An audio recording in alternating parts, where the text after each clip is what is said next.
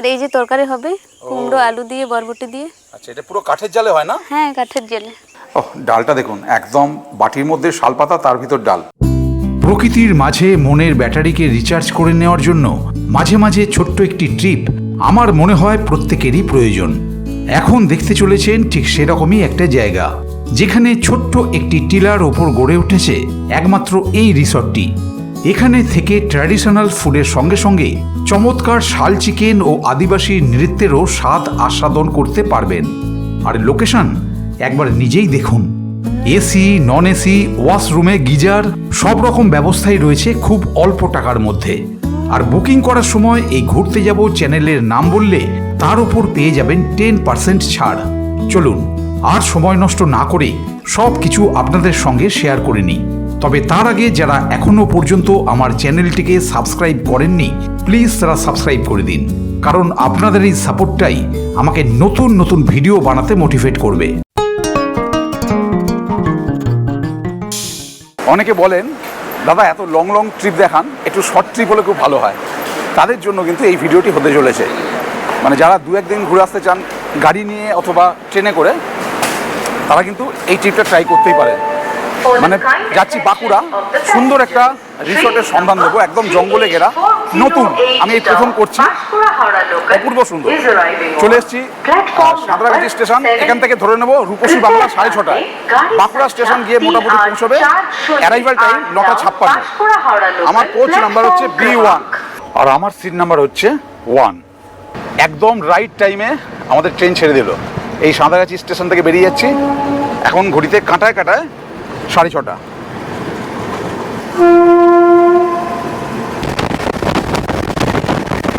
চিরাইয়ে কিন্তু সারা বছরই মোটামুটি ফুল থাকে, দেখতে এখনো দেখুন কত ফুল হয়ে রয়েছে, প্রচুর গাঁদা ফুল, প্রচুর গাঁদা ফুল হয়ে রয়েছে, দেখুন কত গাঁদা ফুল।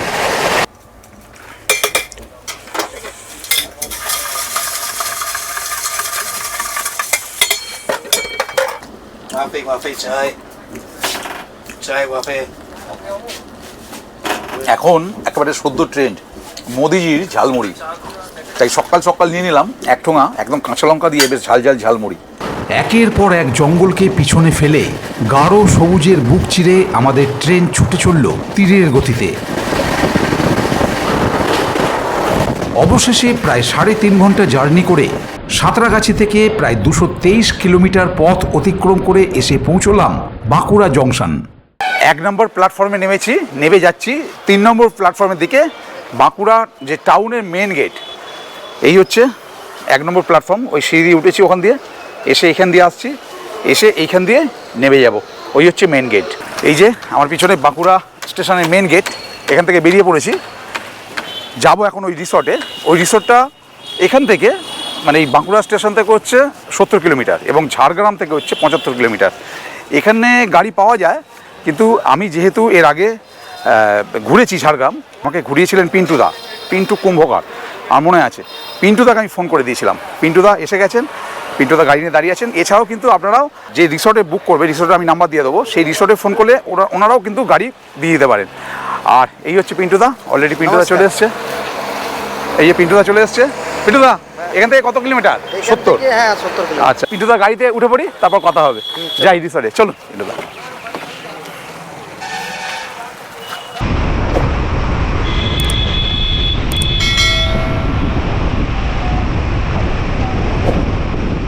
বাঁকুড়া ঘুরবো অথচ রাস্তার ধারে চপমুড়ি খাবো না, ঘুগনি খাবো না, তা কি হয়? এই রাস্তার ধারে দাঁড়িয়ে গেছি, এ দেখুন একদম চপ।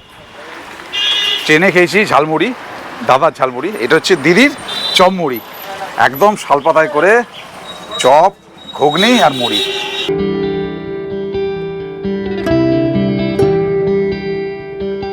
দেখুন এখানকার বিয়ে বাড়ি হচ্ছে।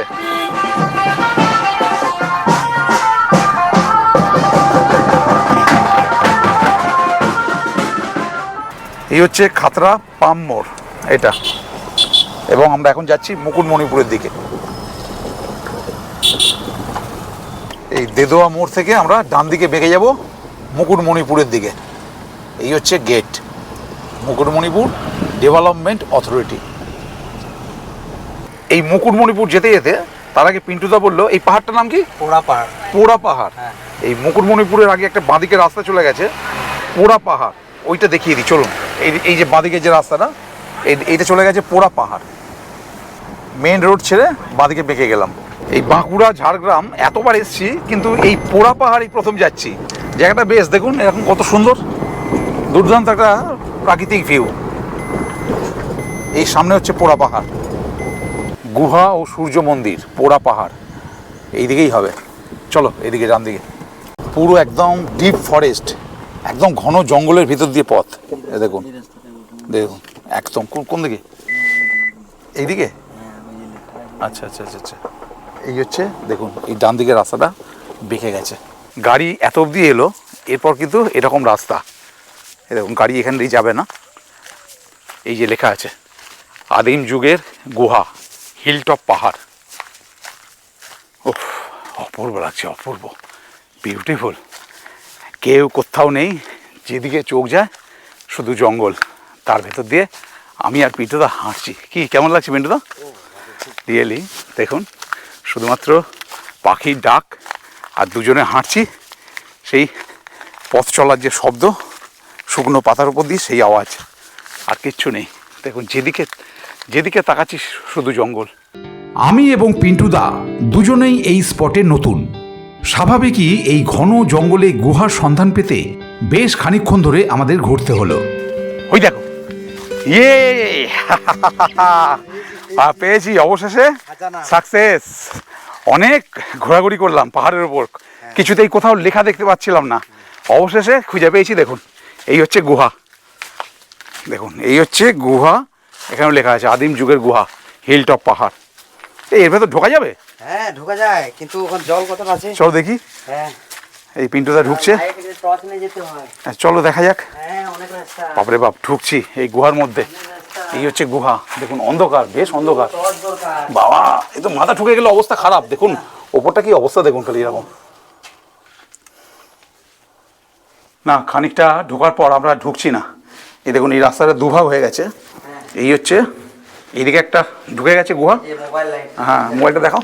দেখাচ্ছি। এই হচ্ছে গুহা। লাইট আমাদের আনা নেই তো না। হ্যাঁ এই হচ্ছে একটা রাস্তা চলে গেছে, আর একটা এই রাস্তা চলে গেছে। এই ওখান দিয়ে লাইট দেখা যাচ্ছে। লাইট দেখা যাচ্ছে, এটা একটা সুন্দর মতন মানে লাইট আছে রাস্তা। আচ্ছা আচ্ছা, ওটা ইয়ে করেছে। আর গিয়ে লাভ নেই, আর রিস্ক নিলাম না, আমরা এখান থেকে বেরিয়ে যাচ্ছি। ও পিন্টুদা বলছে এইটা দিয়ে নাকি ভিতরে অনেক দূর পর্যন্ত যাওয়া যায়, অনেক দূর যাওয়া যায়। হ্যাঁ যাক, হাতে টর্চ নেই আর না রিস্ক নেওয়াই ভালো। আপাতত এবার নেমে যাই। মুকুটমণিপুর বলুন বা যে কোনো চেনা স্পট বলুন, এখানে জঙ্গলের মধ্যে বিভিন্ন রকম ছোটো ছোটো মাছই মুখের সামনে ঘুরছে।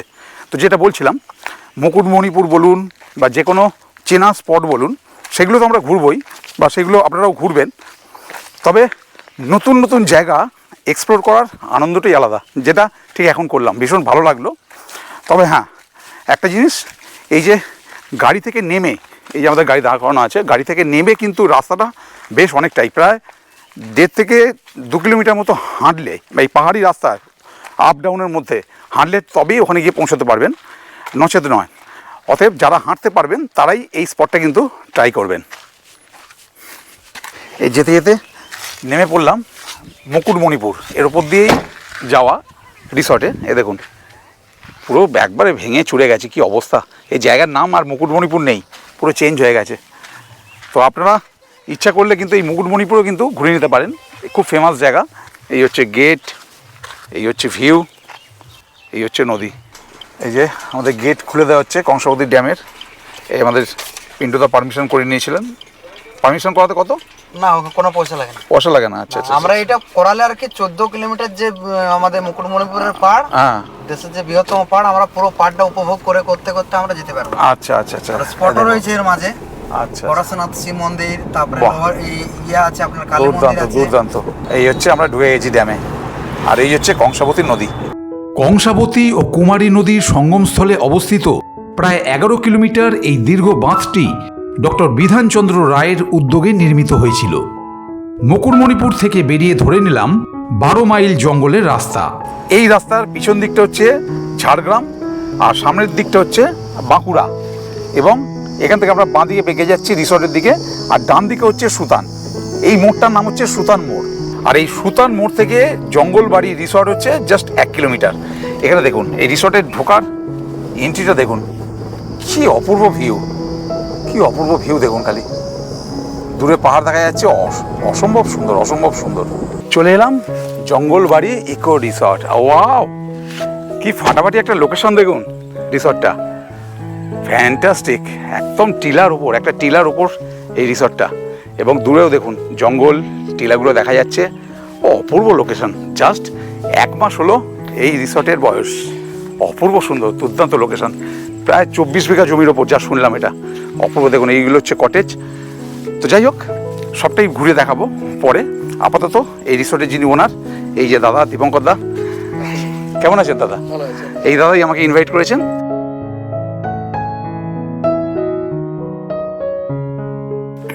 বেলে শরবত, একদম ঠিক টাইমে ঠিক জিনিস। এই হচ্ছে আমার রুম। বাহ, ফ্যান্টাস্টিক। এই হচ্ছে দেখুন কিং সাইজের একটা বেড, পরিষ্কার পরিচ্ছন্ন, বালিশ, এসি আছে। যেহেতু এসি রুম নিয়েছি, এসি বুক করেছি বলে এসি রুম দিয়েছি আমাকে। এবং এখানে চেয়ার, টেবিল, এখানে একটা আলমারি আছে। দেখুন আলমারির মধ্যে ব্ল্যাঙ্কেট দেওয়া আছে, আর টিভি আছে, এবং টিভির সঙ্গে টিভি রিমোটও দেওয়া আছে। এবং এখানে একটা ফ্যান আছে, একটা জানলা আছে, এখানে প্লাগ পয়েন্ট আছে, এখানে বেসিন আছে। এই বেসিন, তার সঙ্গে অ্যাটাচ একটা আয়না, এবং এই হচ্ছে ওয়াশরুম। বাহ, ফ্যান্টাস্টিক। এই হচ্ছে কোমর, পরিষ্কার পরিচ্ছন্ন, গিজার আছে, এই শাওয়ার, এই হ্যাঙ্গার। আমি আবারও বলবো, লোকেশনটা কিন্তু জাস্ট ফাটাফাটি, অসাধারণ। আমি সব কিছু যখন ভালো করে দেখাবো তখন বুঝতে পারবেন আরও ভালোভাবে। তার আগে বলে দিই, এই যে এরকম রুম দেখলেন, এরকম মাড হাউস, এখানে 3খানা আছে, এখানে 3খানা আছে, টোটাল 6খানা। তার মধ্যে 3টে রুম এসি, এবং দেখুন ওইগুলো ওই রকম 4খানা কটেজ আছে, 1, 2, 3 এবং 4। এই 4টে হচ্ছে কটেজ আছে। আপাতত আমি কিন্তু এই মাড হাউস নিয়েছি, যে রুমটা দেখালাম। এছাড়াও একটা 4 বেড রুম একটা দেখিয়ে দিই আপনাদের। এই দেখুন, এই হচ্ছে 4 বেডের রুম। 4 বেডের রুমটাও কিন্তু ফ্যান্টাস্টিক, একদম পরিষ্কার পরিচ্ছন্ন বিছানা, 2খানা বেড দেওয়া আছে, এসি, ফ্যান, আলমারি, এখানে টিভি আছে, সব কিছু যা যা থাকা সব কিছু আছে, বেসিন আছে, আয়না আছে, এবং এই হচ্ছে ওয়াশরুম। দেখুন সব কিছু একদম ফ্যান্টাস্টিক, গিজার, শাওয়ার সব কিছুই আছে। রুমে জাস্ট একটু ফ্রেশ হয়ে বেরিয়ে পড়লাম। ওই স্পটগুলো করতে করতে এসেছি, সাইট সিনগুলো, যার ফলে এখানে এসে পৌঁছতে বেশ খানিকটা লেট হয়ে গেছে, 3টে বাজে। যার ফলে আগে লাঞ্চটা করে নিই। এই হচ্ছে রিসর্টের ডাইনিং। ভোজন সামগ্রীর ঘটা দেখে প্রথমেই প্রাণটা যেন জুড়িয়ে গেল। দুর্দান্তভাবে পরিবেশন করা হলো পঞ্চব্যঞ্জন সম্বলিত নানান রকমের খাবার। লাঞ্চটা কত সুন্দরভাবে সাজিয়ে দেওয়া হয়েছে, খালি দেখুন, একদম শালপাতার মধ্যে দারুণভাবে একটা পরিবেশন করা হয়েছে। লাঞ্চে দেওয়া হয়েছে ভাত, নোটে শাক ভাজা, আলু উচ্ছে ভাজা, ঢ্যাঁড়স ভাজা, চাটনি, পাঁপড়, এছাড়া আছে স্যালাড, 1 প্লেট একদম স্যালাড আছে, আছে ডাল, আলু পোস্ত, একটা মিক্স সবজি আছে, এছাড়াও একটা বেশ বড় সাইজের একটা রুই মাছের পেটি, বড় একটা জলের বোতল, একদম প্যাকেজের মধ্যে। বলে দিই খেতে খেতে একটা কথা, সেটা হচ্ছে এই লাঞ্চ থেকেই কিন্তু প্যাকেজটা আমার শুরু হলো। কারণ লাঞ্চ, একটা ইভিনিং স্ন্যাক্স, তারপর রাতে ডিনার আছে, পরের দিন অর্থাৎ আগামীকাল সকালবেলা ব্রেকফাস্ট করে এখান থেকে বেরিয়ে যাবো। মানে 4টে খাবার এই প্যাকেজের মধ্যে ইনক্লুড থাকছে, এবং তার সঙ্গে এত সুন্দর ঝাঁ চকচকে একটা রুম। এখানে বুকিংয়ের ক্ষেত্রে থাকা খাওয়া মিলিয়ে প্যাকেজ তো থাকছেই, এছাড়াও আপনি চাইলে শুধুমাত্র রুম বুকিং করতে পারেন, কিংবা শুধুমাত্র খাবার খেতেও আসতে পারেন এই রিসর্টে। প্রত্যেকটা রান্নার স্বাদ কিন্তু অসাধারণ, প্রত্যেকটা রান্নার স্বাদ যত খাচ্ছি তত ভালো লাগছে। ডাল বলুন, ভাজা বলুন, প্রত্যেকটা স্বাদ।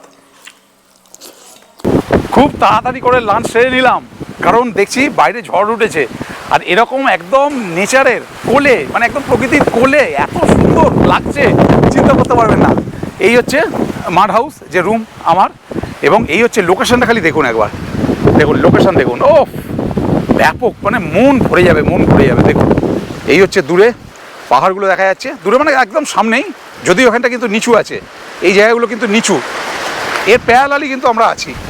অপূর্ব লাগছে এবং ঝড় উঠেছে, ঝড়ে দেখুন ব্যাপক লাগছে গাছগুলো, ব্যাপক লাগছে এবং সব কিন্তু পলাশ গাছ, সব কিন্তু পলাশ গাছ, যার ফলে যখন মার্চ মাসে বলুন বা দোলের সময় বলুন পুরো গাছ যখন পলাশে ভর্তি থাকবে পুরো লালে লাল হয়ে থাকবে, কীরকম লাগবে খালি বলুন। এই হচ্ছে লোকেশান।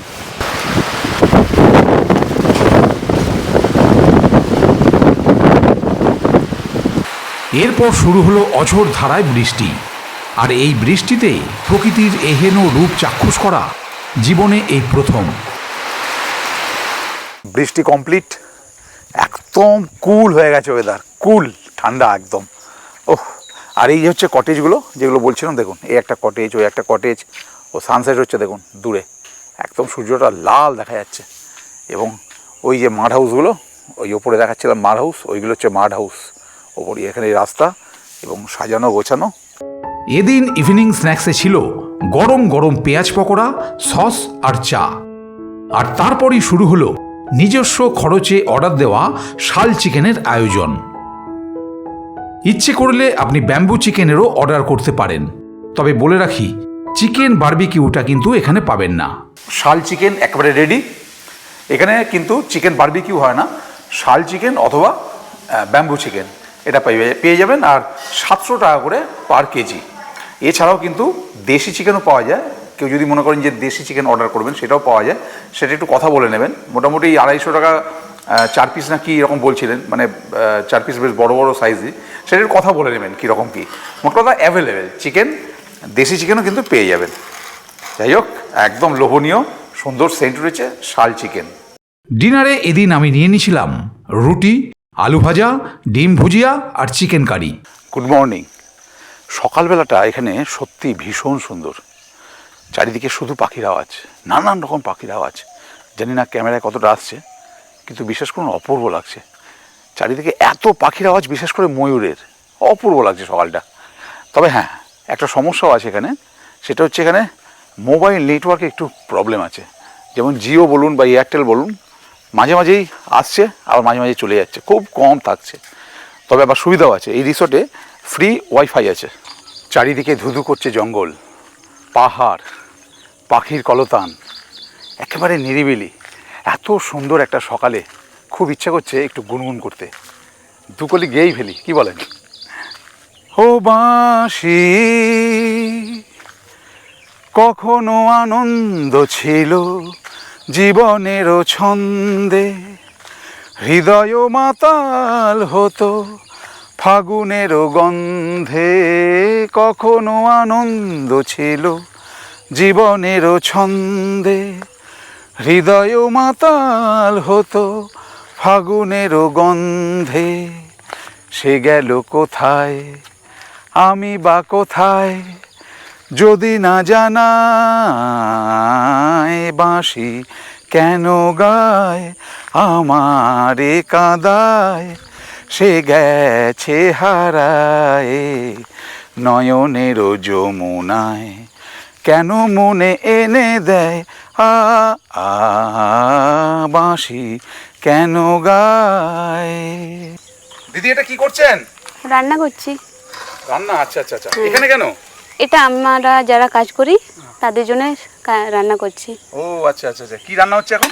এখন ভাত হচ্ছে, আর এই যে তরকারি হবে কুমড়ো আলু দিয়ে বরবটি দিয়ে। আচ্ছা, এটা পুরো কাঠের জালে হয় না? হ্যাঁ, কাঠের জেলে। এইবার মন খারাপের পালা। চান টান করে রেডি হয়ে গেছি, এই ব্রেকফাস্ট করেই এইখান থেকে বেরিয়ে যেতে হবে চেক আউট করে। তো যাওয়ার আগে একটা কথা বলে দিই, যারা মনে করবেন যে একদম প্রকৃতির কোলে এসে থাকবেন দুটো একটা দিন, মানে এসে ফোন করব বা নেট ঘাঁটবো বা নেটে দেখবো, এইসব করলে কিন্তু হবে না, একদম সেই সব ভুলে গিয়ে। কারণ একটু আগেই বলছিলাম যেখানে মোবাইল নেটওয়ার্কের একটু প্রবলেম আছে। প্রকৃতির কোলে যারা একদম প্রপার থাকতে যান একটা দিন, এইসব বাদ দিয়ে এগুলোকে দূরে সরিয়ে রেখে, তাদের জন্য একবারে আদর্শ এই জঙ্গলবাড়ি রিসর্ট। কারণ এখানকার প্রকৃতি এত সুন্দর, কলকাতার কাছাকাছি এত সুন্দর একটা প্রকৃতি থাকতে পারে সেটা মানে এর আগে আমি দেখিনি। সেটা আপনারা কিন্তু অনায়াসে এসে দুটো একটা দিন কাটিয়ে যেতে পারেন। তো যাই হোক, আপাতত ব্রেকফাস্ট করে নিই। ব্রেকফাস্টে লুচি আর এটা হচ্ছে ঘুগনি, একবারে এখানকার যে স্থানীয় ভদ্রমহিলা যারা আছেন এখানকার, তাদের হাতে রান্না, অপূর্ব সুন্দর। কালকে থেকে খাচ্ছি, প্রত্যেকটা জিনিস কিন্তু খুব ভালো, মানে থাকা এবং খাওয়ার জন্য আদর্শ। নমস্কার, আমি জঙ্গলবাড়ি ইকো রিসোর্টের ওনার দীপঙ্কর দে। এতক্ষণ আপনার দাদার ভিডিও দেখছিলেন, নিশ্চয়ই খুব ভালো লেগেছে। এছাড়াও আমি দু একটা কিছু কথা বলতে চাই। কাল যখন আপনারা শাল চিকেনের ব্যবস্থা দেখছিলেন, সেই সময় যদি আপনারা আদিবাসী নৃত্য দেখতে চান তাহলে খুব সামান্য টাকার বিনিময়ে আমরা ব্যবস্থা করে থাকি। সেটা বুকিংয়ের সময় আপনাদেরকে অ্যাডভান্স জানাতে হবে। আর এখানকার রেট 1650 টাকা পার হেড, 4 বেলা থাকা খাওয়া নিয়ে। এছাড়াও যদি আপনারা কেউ দাদার ঘুরতে যাবো চ্যানেলের সাবস্ক্রাইবার হয়ে থাকেন তাহলে ফ্ল্যাট 10% ডিসকাউন্ট করে দেবো। আপনারা শুধু এবার এখানে আসুন, আমি কথা দিচ্ছি আপনাদের মন ভরে যাবে। এখন সকাল 9:30 বাজে, চেক আউট করে যাচ্ছি। আর এখানকার চেক ইন টাইম হচ্ছে সকাল 10:30। অনেকে হয়তো ভাবতে পারেন যে বাঁকুড়া গরমকাল মারাত্মক গরম হবে, তা কিন্তু নয়। এখানে ক্ষেত্রে আমি এসে দেখলাম ব্যাপারটা একদম উল্টো। আমারও ওই ধারণাই ছিল। এখানটা যথেষ্ট উঁচু, বেশ হাওয়া আছে, বেশ দুদিন থাকলাম, বেশ ভালোই লাগলো। আপনারা আসতে পারেন। আর তাছাড়াও এখানে কিন্তু এসি রুম আছে, রুমগুলো দেখলেন এসি রুম আছে, যার ফলে অসুবিধা হবে না। তো যাই হোক, এখন চেক আউট করি। যাওয়ার সময় একটু তালবেরিয়া লেকটা আপনাদের দেখিয়ে দেবো। জঙ্গলবাড়ি রিসর্টকে বিদায় জানিয়ে প্রায় 10 কিলোমিটার সবুজ সমাহারের বুক চিরে এসে পৌঁছলাম অত্যন্ত জনপ্রিয় পিকনিক স্পট তালবেরিয়া লেকে। ঘন জঙ্গল এবং পাহাড় দ্বারা বেষ্টিত এই লেকটি মূলত বৃষ্টির জল ধরে রাখার জন্য তৈরি করা হয়েছিল। আচ্ছা পিন্টুদা, আমরা তো তালবেরিয়া লেক দেখে নিলাম। তুমি একটু আমাদের দর্শকদের উদ্দেশ্যে বলে দাও যে যারা ট্রেনে আসবেন তারা তো বাঁকুড়া আর নয়তো ঝাড়গ্রাম নামবেন, নেমে তোমাকে ফোন করবে অথবা রিসর্টে ফোন করবে, গাড়ি পাঠিয়ে দেবে, হয়ে যাবে। কিন্তু যারা দর্শক বন্ধু যারা গাড়ি করে কলকাতা থেকে আসবেন এখানে, তারা খুব সহজে কি করে চলে আসতে পারবে? আচ্ছা, সেটার জন্য আমি বলে দিই। প্রথমত দুটো রাস্তা দিয়ে আসা যায় কলকাতা থেকে। একটা হচ্ছে আপনার কলকাতা থেকে আরামবাগ হয়ে বিষ্ণুপুর হয়ে গোবিন্দপুর পেরিয়ে খাতড়া রানীবন্ধ হয়ে ওই রিসোর্টে আসতে পারবেন। আরেকটা হচ্ছে আপনার কলকাতা থেকে কোলাঘাট হয়ে লোধাশিল হয়ে ঝাড়গ্রাম বেলপাহাড়ির উপর দিয়ে হয়ে আপনার এই রিসোর্টে আসা যায়। যারা সাইড সিন ধরুন করবেন, বেলপাহাড়ির সাইড সিন করেছেন, তারা ঝাড়গ্রাম দিয়ে আসতে পারেন। আর যারা বলেন যে আমরা মুকুটমণিপুর ওই সাইড দিয়ে আসবেন, তারা ওই আরামবাগ হয়ে বিষ্ণুপুরে ওই রাস্তাটা দিয়ে মুকুটমণিপুর সাইড সিন করে ওই রিসোর্টে আসতে পারবেন। আর এছাড়াও আরেকটা আমি কথা বলতে চাই, যেটা হচ্ছে ধরুন যারা ট্রেনে আসবেন তাদের বলে দিই, ফ্যামিলি বলুন, গ্রুপ ট্যুর বলুন, অনেক রকমভাবে আছে, অনেক রকম গাড়ির ডিমান্ড থাকে। তো আমাদের এখানে সব রকমই গাড়ির অ্যাভেলেবেল আছে, কোনো অসুবিধা নেই। পিন্টুদা একটু যোগাযোগ করে নেবেন গাড়ির জন্য। তো যাই হোক, আমরা এবার আপাতত চলে যাচ্ছি ঝাড়গ্রাম। ওখান থেকে ট্রেন ধরে নেবো কলকাতার উদ্দেশ্যে। তো আপনারা কিন্তু এই ট্রিপটা 2-1 দিনের জন্য কলকাতা থেকে করতেই পারেন।